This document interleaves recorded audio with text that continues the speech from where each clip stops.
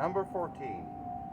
My number 14 build is based on a 2003 Harley-Davidson Sportster with the smaller engine, 883 cubic centimeters. What's special about this bike is it's very frugal on fuel. It's very easy to maneuver. It's geared right. It only tops out at about 110 miles an hour, which is hey, come here, Priscilla.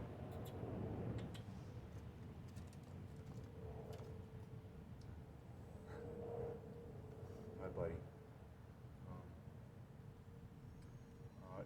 It's even though it's a modern Harley.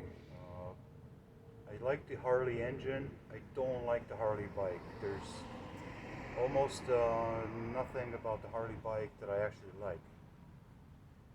But I do like their engines. Their engines are great. They're dependable. They're very reliable, maintenance free, and you can find parts for them anywhere within, well, in the continental US. You're always within about 100 miles of the nearest dealership or independent shop or what have you. So for stateside, I do prefer the Harley engine. It is air cooled, carbureted. That means no extra pumps, no relays, no wiring, no complications. You can fix it roadside very easily because everything is very easy to access. Everything is in front of you. The carburetor is on this side. The ignition coil is on the other side in the open.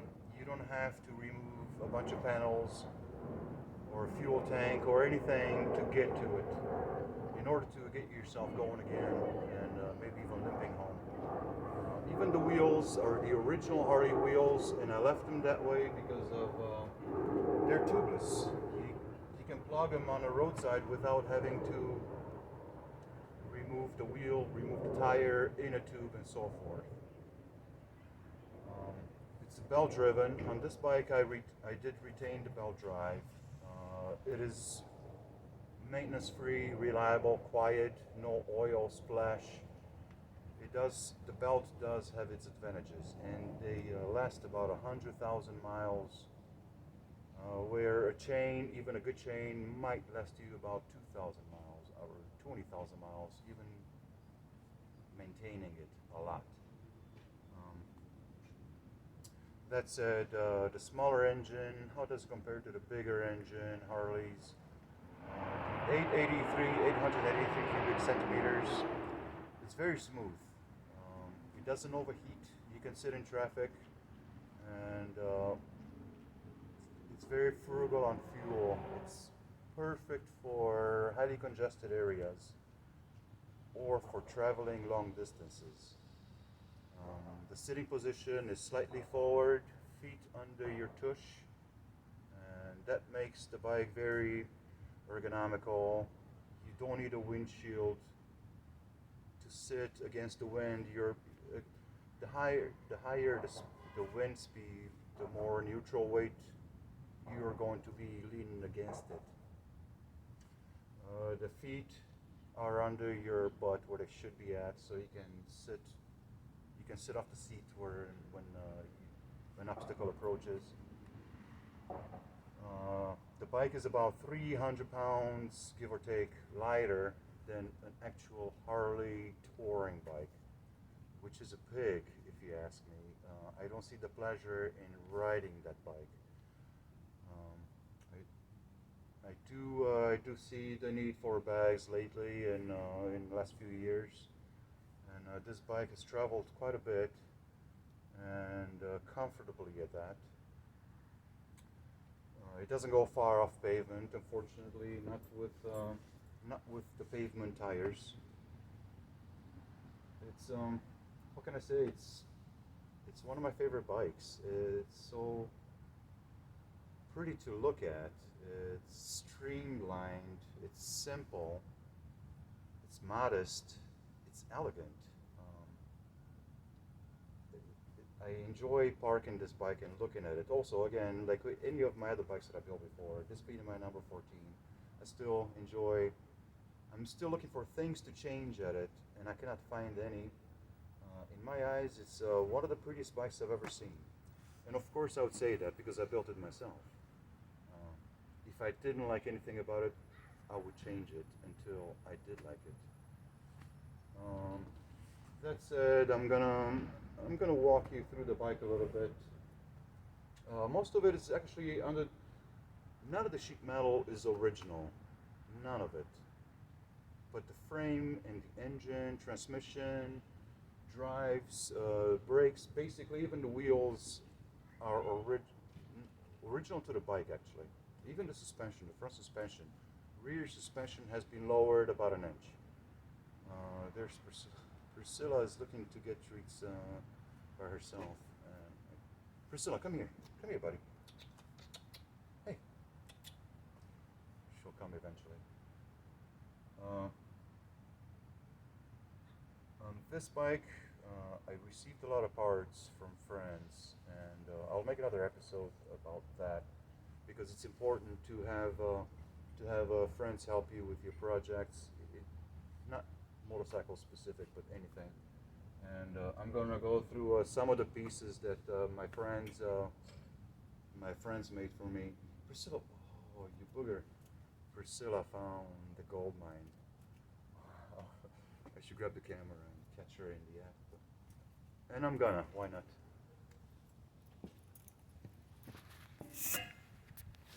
Priscilla, where? Oh, you booger. I caught you running. Anyway, since we're up, I'm gonna walk you through the bike a little bit and what changed on it to give it this profile. And I will tell you that I'm a big fan of the 1960s, 1950s European motorcycles, which obviously this one emulates. Oh, I love that look. The handlebars being so low. It's just a beautiful, beautiful profile bike. Again, the handlebars and headlight and the fuel tank and the seat are in a very close relationship to each other. The exhaust, again, I had to make myself. Saddlebags are there was an aftermarket part in the 1960s, 1970s, and people commonly put those on Moto Guzzi's, BMWs, and so forth. Again, the rear section of this Harley Sportster was modified to not look like a Harley. Tail light, again, simple. No license plate on this bike. She's going to go into storage soon. But I had to do quite a bit of work to the saddlebags themselves to narrow them down a little bit because they were sticking out too far. Under this pocket that I made and then refiberglassed in are the actual rear suspension of the motorcycle, the shocks on the frame. And I felt it was necessary in order to skinny the bike up a little bit, to make her as narrow as humanly possible. You probably noticed the trend by now, where I don't like the bike to be wider than it is, and it would have been 6 inches wider otherwise. The lines wouldn't have flown as nicely. Luggage rack, I'll never make another one like using the same material. It's a lot of work, a lot of welding. But I think it came out okay. I like the profile of it, not your typical luggage rack. It's a little bit special, I guess. This side, that is actually from a Softail, but I think it looks at home on a Sportster also. It carries my tools. My tools are rusty because the bike is just so reliable. It does not need the tools. Actually, I need to spray some WD-40 on there. You see the coil. The ignition coil, it's so important to access and be easily accessible to troubleshoot. Roadside repairs are very important, and the Harley Sportster is one of the best bikes for that. Even the fuel tanks, you'll notice wing nuts hold it on just in case I need to remove it very quickly. There's not a lot of covers on this bike, nothing that gets in your way. Original brake calipers, the fender, I don't know if I should tell you, the fender and the fuel tank are off of different bikes. Obviously most of the stuff on this bike are off of different bikes, but I don't want to give away too many secrets. If you want to build your own bike, you're welcome to, or you can hire my services. And I'll be glad to make a moto nisto number 16. I would like to make another episode. Oh. Okay. There she comes. She's drinking water. She's so cute. What are you doing, Priscilla? Hey, where you go? Oh, she's going for the treasure trove again. Oh, she's bypassing me. What are you doing, Priscilla? Don't. Let me feed you one. Okay, I'm digressing big time. Anyway, this is number 14, a 2003 Harley Sportster 883. And I'm gonna go intercept Priscilla before she runs away with all of her monthly treats. Maybe, you know what? Maybe I won't stop it yet. Priscilla, what are you doing? Hey. Ay. Where did you go? Priscilla. You little bandit. Did you find him yet? You didn't find him?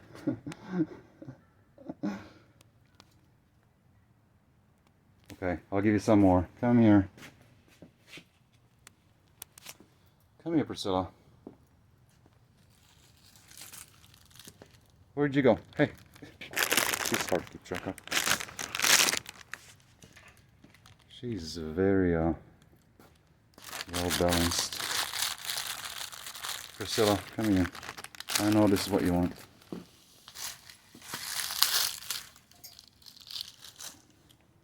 Is this what you want? Come here. Come on. Priscilla. Okay, I'll come to you.